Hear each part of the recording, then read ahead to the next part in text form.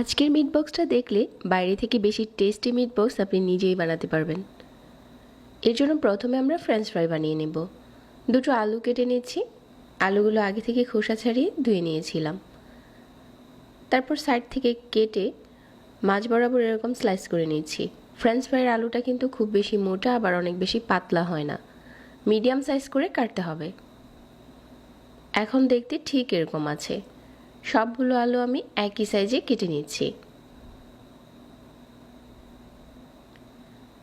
এগুলো কেটে নেওয়া হয়ে গেলে একটা পাত্রে পর্যাপ্ত পরিমাণের পানি ফুটিয়ে নিচ্ছি।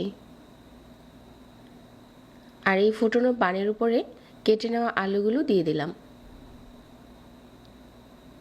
তারপর 1 থেকে 1.5 মিনিটের মতো এটা ফুটিয়ে নিচ্ছি।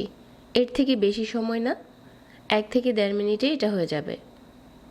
তো এই পর্যায়ে হচ্ছে একটা স্ট্রেনারে ঢেলে পানি ঝরিয়ে নেব আর টিস্যু দিয়ে উপরের পানিটা মুছে নেব। আমি স্ট্রেনারে ঢেলে এরকম করে পানিটা ঝরিয়ে নিয়েছি।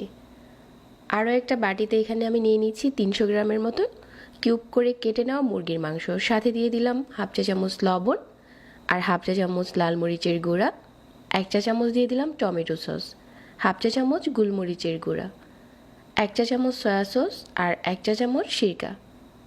আর এখানে আমি 1 চামচ দিয়ে দিচ্ছি গুঁড়া দুধ। এই সব কিছু একসাথে করে মিশিয়ে চিকেনটাকে ম্যারিনেট করে রাখছি। সাথে দিয়ে দিচ্ছি 1 চা চামচ আদা আর রসুন বাটা। তো এই চিকেনগুলো যেহেতু ছোট করে কাটার, এগুলো সাথে সাথে আমরা ময়দাতে গড়িয়ে নেব। হাফ চা চামচ নিয়ে নিচ্ছি লাল মরিচের গুঁড়া, হাফ চা চামচ নিয়ে নিচ্ছি লবণ আর 1/4 চা চামচ গোলমরিচের গুঁড়া।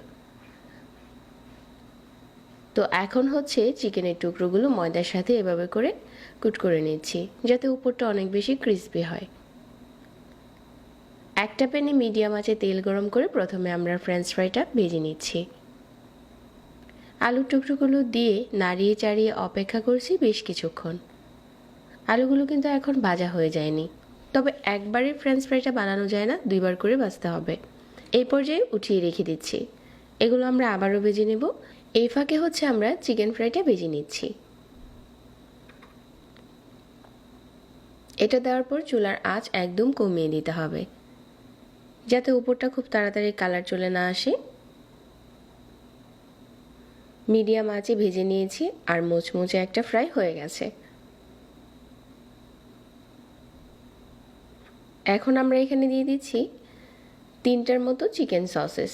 এগুলো কিউব করে কেটে নিয়েছিলাম, তবে সসেস যদি কেউ স্কিপ করতে চান স্কিপও করতে পারেন। সসেসটা দিলে খেতে বেশি টেস্টি হয়। তো যে ফ্রেঞ্চ ফ্রাইগুলো আমি আগে থেকে চুলা থেকে নামিয়ে রেখেছিলাম, এগুলো আবারও দিয়ে মুচমুচে করে ভেজে নিচ্ছি। মিট বক্সের জন্য সবগুলো ফ্রাই ভাজা হয়ে গেছে। পরিবেশন করতে পারেন আপনি যে কোনোভাবে, বক্সে করেও করতে পারেন। আমি আজকে এরকম একটা 1 টাইম প্লেটে করছি। সব কিছু দিয়ে দেওয়ার পর এখানে দিয়ে দিচ্ছি 1 টেবিল চামচ মায়োনিজ। মায়োনিজ আপনার স্বাদ মতো, যত খুশি তত দিতে পারেন। আর এখন দিয়ে দিচ্ছি টমেটো সস। সব কিছু একসাথে করে মিশিয়ে নিচ্ছি। আপনারা চাইলে কিন্তু এই মিট বক্স চিজ দিয়ে ওভেনে 1 মিনিট বেক করেও খেতে পারেন, তাহলে অনেক বেশি টেস্টি হবে যদি কারো কাছে চিজ ভালো লাগে। আমি একদম সিম্পল রেসিপিতে শেয়ার করেছি। যারা এতক্ষণ সাথে ছিলেন সবাইকে আবারও ধন্যবাদ জানাচ্ছি, আর সেই সাথে আজকে এখানে বিদায় নিচ্ছি। আল্লাহ হাফিজ।